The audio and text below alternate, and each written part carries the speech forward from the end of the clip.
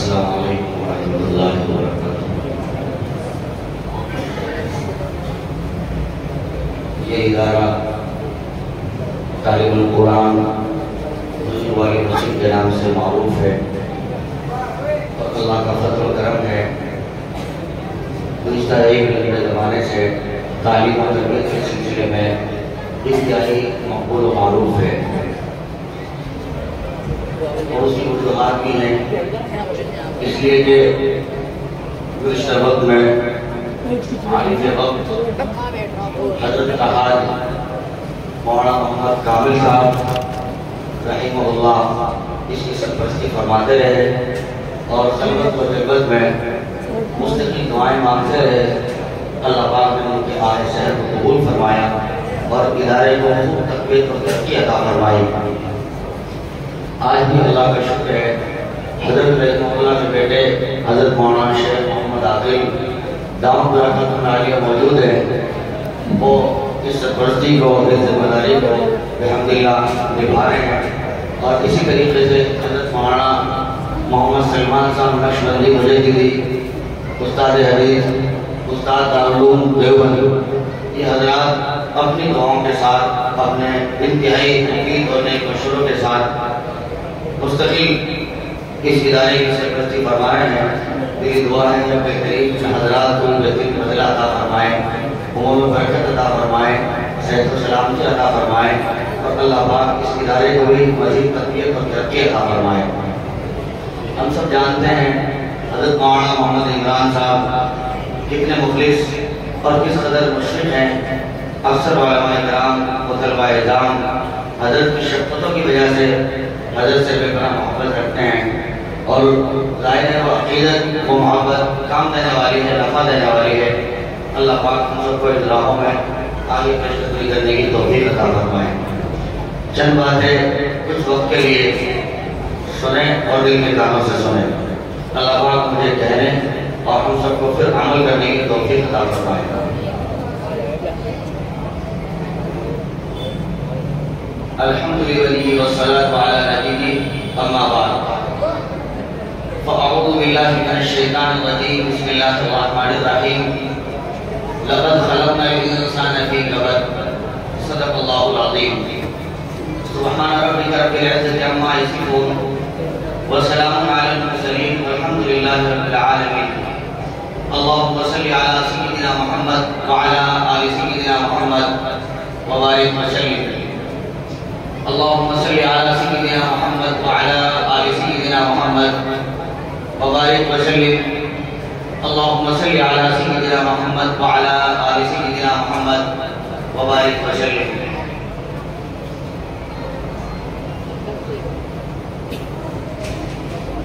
انسان کو اللہ رب العزت نے محنت و مشقت کے لیے پیدا کیا ہے، یہی وجہ ہے انسان محنتوں کا عادی ہے، مشقتوں کا خوگر ہے، اور خوشیوں کے ساتھ ہر دن محنت کو برداشت کرتا ہے اور محنت میں آگے بڑھتا ہے۔ بلکہ اس زمانے میں دور میں تو باضابطہ یہ بات کھل کر سامنے آ رہی ہے، اگر بندہ محنت نہ کرے، محنت کے امور نہ کرے، محنت کے کام نہ کرے تو کئی مرتبہ بدن اس کا بھاری ہو جاتا ہے، مشکل بن جاتا ہے، اور طرح طرح کے امراض اسے گھیر لیتے ہیں۔ کہیں شوگر آ جاتی ہے، کہیں ہڈی کے امراض آ جاتے ہیں، کہیں کولیسٹرول بڑھ جاتا ہے۔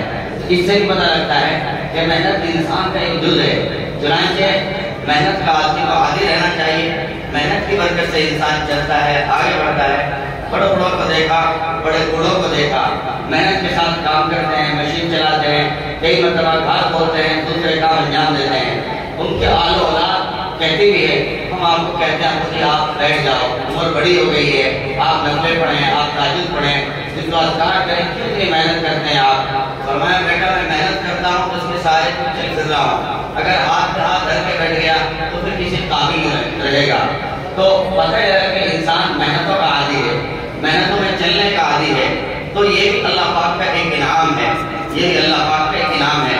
لیکن انسان کو وقت کی ایک ترتیب مرتب کر لینی چاہیے، وقت کی ایک ترتیب مرتب کر لینی چاہیے۔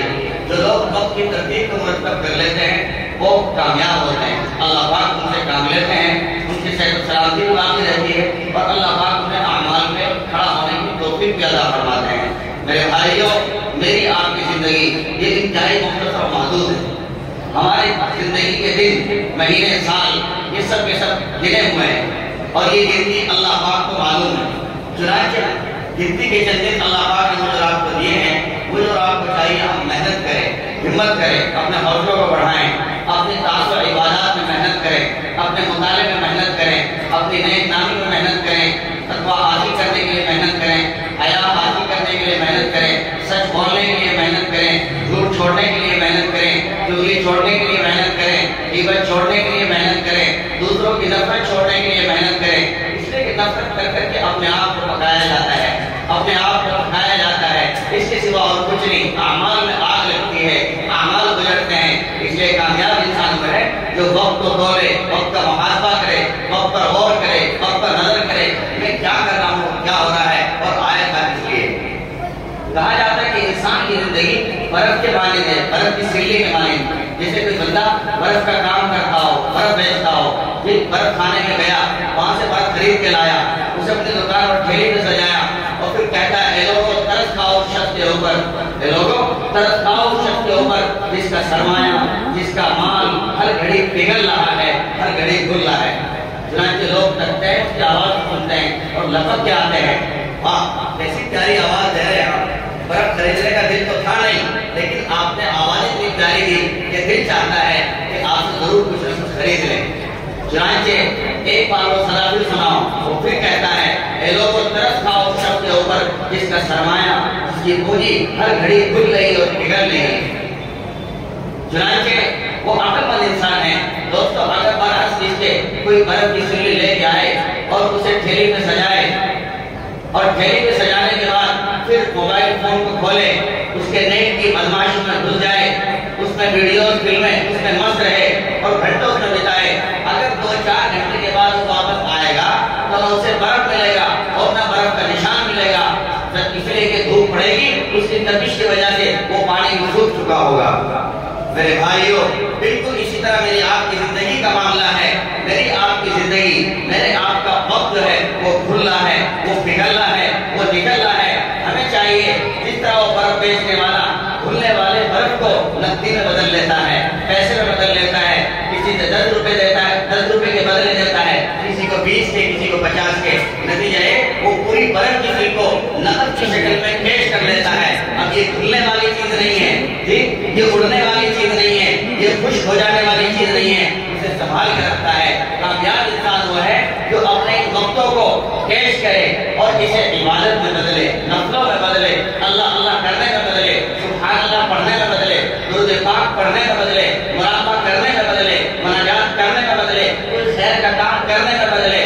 جی طلبہ ہیں, علماء ہیں, تو وہ اپنے مطالعے میں بدلے, اس افراد کا علم حاصل کرے, آگے بڑھے. اس لیے کہ جو وقت گزرنے والا تھا اس کو آپ نے کامیاب کر لیا, اس کو آپ نے کیش کر لیا. ہم آپ بدل کے بیٹھے رہتے تو نہ جانے کتنا وقت گزر جاتا ہے. جب وقت نکل جاتا ہے آدمی کو احساس ہوتا ہے کتنا وقت چلا گیا. لیکن یاد رکھیں گیا وقت ہاتھ آتا نہیں, سدا دورہ دکھاتا نہیں, سدا دورہ دکھاتا نہیں, اور گیا وقت پھر ہاتھ آتا نہیں. اس لیے میرے بھائیوں آج وقت کا بھی حساب کرنے والے قوم وہ بہت کامیاب قوم ہوتی ہے. آج تو قوم بات قومی درجے تک نکل گئی اور بعض افراد وہ منٹوں کا حساب کرتے ہیں, منٹوں کا حساب کرتے ہیں. اور دوستو واقعی یہ منٹیں بہت قیمتی ہوتی ہیں. فرض کیجیے صبح کی نماز, فرض کیجیے صبح کی نماز وہ 6 بجے ہوتی ہے, جی 6 بجے ہوتی ہے. اگر کوئی آدمی ٹال مٹول کر کے 20 منٹ کے بعد آئے یا 7 منٹ کے بعد آئے, دوستو اسے کیا جماعت کی نماز ملے گی, اسے تکبیر تحریمہ ملے گی, تکبیر اولیٰ ملے گی, اور اس کے 2-4 منٹ تو میں نے ضائع کی. دیکھا 2-4 منٹ سے کتنا ہمارا نقصان. میں کم آیا ہوگا سمجھ میں. دوسری مثال سمجھنے کی کوشش کریں اس سے اور نفع ہوگا. کوئی آدمی باہر سفر میں جانے والا ہو, عمرہ جانے والا ہو, حج جانے والا ہو, حیدرآباد جانے والا ہو, کسی اور شہر جانے والا ہو, ٹھیک, اور فلائٹ کا سفر ہو, 7 بجے کو اس کی فلائٹ چلنے والی ہو, وہ آدمی وہاں پہنچتا ہے 7:10 پر, اسے خاص فلائٹ ملے گی وہاں. اب اسے احساس ہوگا کہ منٹوں کی قدر کرنے کا کتنا بڑا فائدہ اور انہیں ضائع کرنے کا کتنا بڑا نقصان. میرے بھائیوں اس لیے منٹوں کا حساب کرنے والی قوم واقعی بہت کامیاب بن جاتی ہے. بہت قیمتی بن جاتی ہے. وہ اپنے آپ کو کسی نہ کسی کام میں مصروف رکھتے ہیں, مشغول رکھتے ہیں. اور نہیں صحیح تو کچھ, اور نہیں صحیح تو کچھ, تو کم سے کم اللہ کی یاد میں اللہ کا تصور کر کے بیٹھ جاتے ہیں. وہ وقت ان کا کامیاب ہو جاتا ہے اور کامیاب ہو جاتا ہے. میرے بھائیو, اللہ پاک سے دعا کریں, اللہ پاک مجھے بھی اور آپ کو بھی اپنے اوقات کی قدر لانے کی توفیق عطا فرمائے. آج موبائل کی بلا یہ وقت کوئی چھین نہیں ہے اور اس سب کے شکار ہم سب ہیں. دوستو حضرت, آپ یہ نہ سمجھیں کہ میں آپ کو کچھ کہہ رہا ہوں. نہیں نہیں دوستو, میں اس بات کا مخاطب سب سے پہلے خود ہوں, اس لیے کہ میرا منہ اور میرے کان یہ بالکل ایک ہاتھ کا فاصلہ ہے. ادھر منہ پر ایک انگلی لگے تو ایک انگلی ادھر کان پہ جا لگے, تو سب سے پہلے میرے زبان سے نکلے ہوئے الفاظ میرے کانوں میں پہنچتے ہیں. میں پہلے حقدار ہوں کہ اپنی ذات پر اسے اتاروں. آج موبائل فون نے آج ہم کو چھین لیا ہے, ہم کو چھین لیا ہے. 4-5 دوست بیٹھے ہیں اور سب کے دوست میں لگے ہوئے ہیں, سب کے ساتھ. اگر ایک نیا بندہ آج سب کی ویڈیو بنائے تو حیرت ہوتی ہے, یہ سب کے سب کیا کر رہے ہیں, نہ آپ یہ پوچھتے, نہ طبیعت پوچھتے, نہ طبیعت معلوم کرتے, کسی طرح کا دوست نہیں ہے. اس لیے آج ہمیں چاہیے کہ تھوڑا سا انتظار کریں, تھوڑا سا غور کریں. جب غور کریں گے, سوچیں گے, تو انشاءاللہ اللہ پاک کی مدد بھی آئے گی اور اللہ پاک کی مدد بھی عطا فرمائے گی.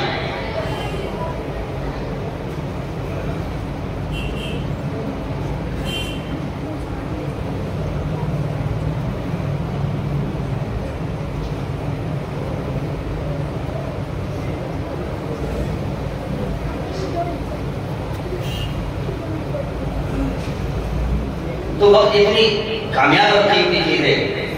رہا مسئلہ یہ جسم و جان کا, دوستو یہ میری اپنی نہیں, یہ عارضی چیز ہے, فرائی چیز ہے, جانے والی چیز ہے. موت آ رہی ہے, اسے لے کے چلی جائے گی. اور آج کے بخار, آج طرح کے امراض, آج شام کے وقت آخر کے ساتھ ہوتا ہے. صبح کو بچے اٹھاتے ہیں, ابو اٹھو نماز ادا کرو, ابو اٹھو نماز ادا کرو. ابو تو جگی نہیں رہے, اٹھی نہیں رہے کہ چلو بیٹا میں آتی میں جگاتی ہوں. چنانچہ پھر بیوی آگے بڑھتی ہے, اس کے ہاتھ پیر ہلاتی ہے, پتہ یہ لگا کب کا انتقال کا چلنا اس کی روح برباد کر رہی ہے. میرے بھائیو, اس لیے آج ہمیں چاہیے کہ اس وقت کے آنے سے پہلے کچھ نہ کچھ اپنے حصے میں جمع کر لیں, کچھ نہ کچھ اپنے حصے میں جمع کر لیں. یہ جسم عارضی چیز ہے, اس کو تھکاؤ دوستو, اور عبادت میں تھکاؤ. عجیب بات ہے آدمی کی, دنیا کے کاموں میں تھکاتا ہے, دنیا کے کاموں میں تھکاتا ہے.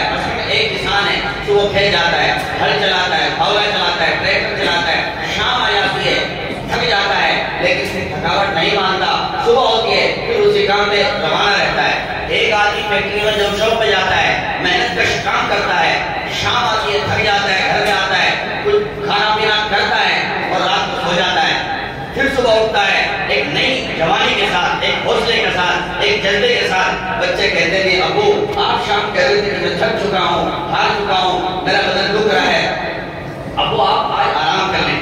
نہیں بیٹا, مجھے جانا ہے کام پہ, بہت تقاضے سامنے ہیں, تمہاری بہن کی شادی کرنی ہے, گھر کا سسٹم میرے سامنے ہے, بہت تقاضے ہیں, میں کوئی زیادہ تھکا ہوا نہیں ہوں, میں جا رہا ہوں. پھر ہمتوں کے ساتھ جاتا ہے. تو دنیا کے معاملات میں تھکتا ہے اور تھکن نہیں مانتا, تھکتا ہے, تھکن نہیں مانتا. پھر کیا وجہ ہے؟ آخرت کے معاملے میں ہم کیوں تھکن مانتے ہیں, نماز والے معاملے میں کیوں تھکن مانتے ہیں, جی تسبیحات والے معاملے میں کیوں تھکن مانتے ہیں, تلاوت قرآن پاک میں کیوں تھکن مانتے ہیں, درود پاک پڑھنے میں کیوں تھکن مانتے ہیں, محبوب صلی اللہ علیہ وسلم کی سنتوں پر عمل کرنے میں ہم کیوں تھک جاتے ہیں دوستوں.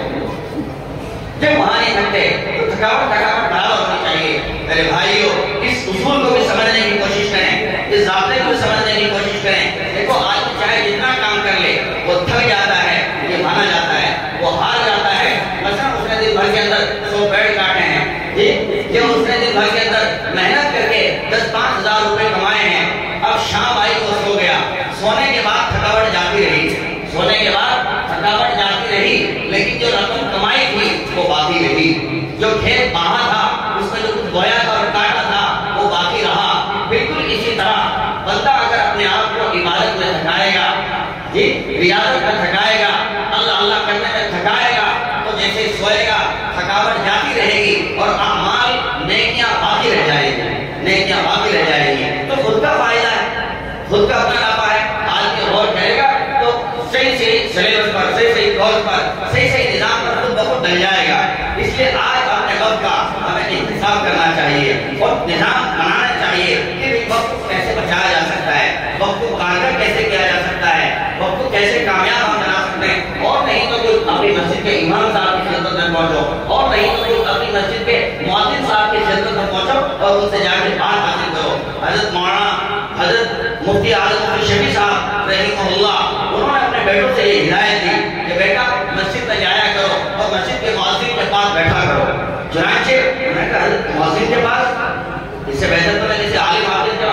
اچھا، اس کا مطلب یہ کہ پھر دماغ میں اور چیز بھی پنپ رہی ہے، لہذا مؤذن کو تم کا مقام کا سمجھتے ہو، جاؤ ان کے پاس رہو، ان کی صحبت میں رہو. دوستو آج یہ بات حقیقت کھل گئی. جو لوگ کہتے ہیں نیٹ نہیں چھوٹتا، فلمیں نہیں چھوٹتی، گندی عادتیں نہیں چھوٹتی اور غلط طرف استعمال میں میں بھاگ جاتا ہوں، علماء کہتے ہیں، آج کے مشائخ کہتے ہیں، انہیں چاہیے وہ کسی نہ کسی کے پاس بیٹھ جائیں، امی کے پاس بیٹھیں، ابو کے پاس بیٹھیں، بھیا کے پاس بیٹھیں، اور نہیں چاہیے کچھ تو محلے کے دکاندار کے پاس بیٹھ جائیں، مؤذن کے پاس بیٹھ جائیں، امام کے پاس بیٹھ جائیں. جب تک ان کی صحبت میں رہے گا تو کم از کم موبائل کا غلط استعمال نہیں کرنے کا، اس کا صحیح استعمال کرنے کا. تو یہ بھی بچنے کا ایک راستہ ہے. اللہ پاک اس سبب پر جو میں نے رٹا ہے اپنے بڑوں سے سیکھا ہے، مجھے عمل کی توفیق عطا فرمائیں اور ہم سب حضرات کو عمل کی توفیق عطا فرمائیں. وما توفیقی الا باللہ.